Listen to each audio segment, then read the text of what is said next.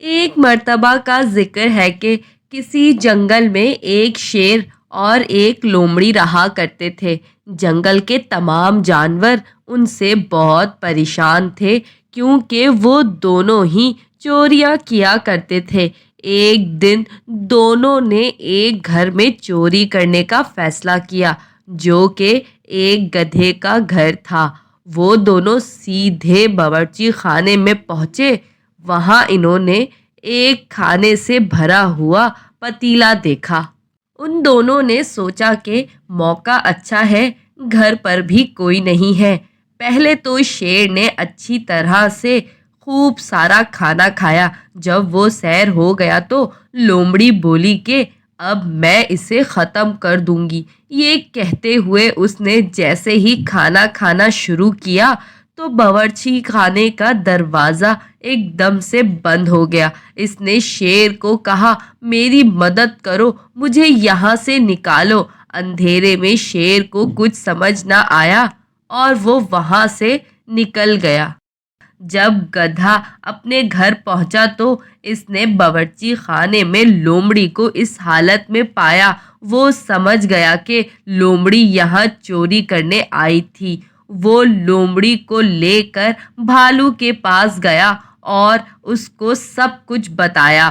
بھالو کے دماغ میں ایک ترکیب آئی۔ اس نے کہا، اسے یہاں باندھ کر چلو میرے ساتھ۔ یہ سب کچھ شیر چپ چپ کر دیکھ رہا تھا۔ ان کے جاتے ہی لومڑی نے شیر کو آواز دی۔ چالاک لومڑی کو شیر پر بہت غصہ آ رہا تھا۔ اس نے سوچا یہی اچھا موقع ہے شیر سے بدلہ لینے کا۔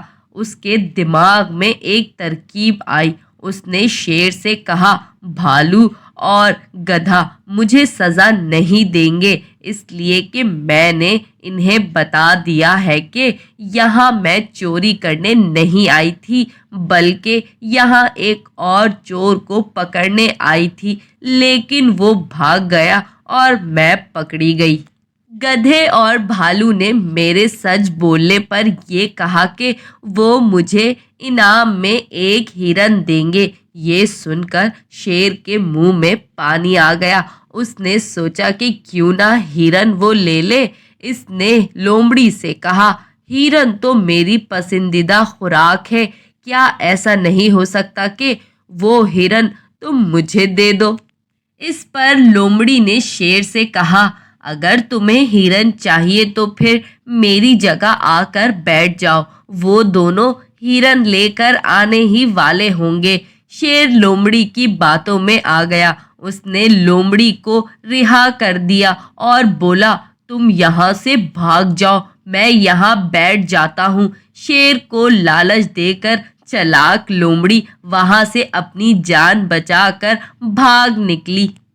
جب گدھا اور بھالو واپس آئے تو انہوں نے شیر کو لومڑی سمجھ کر اس کی خوب درگت بنائی اور وہ بری طرح چلانے لگا، اور یوں جنگل کے بادشاہ کو لالچ میں آ کر لومڑی کی چالاکی کی سزا بھگتنی پڑی۔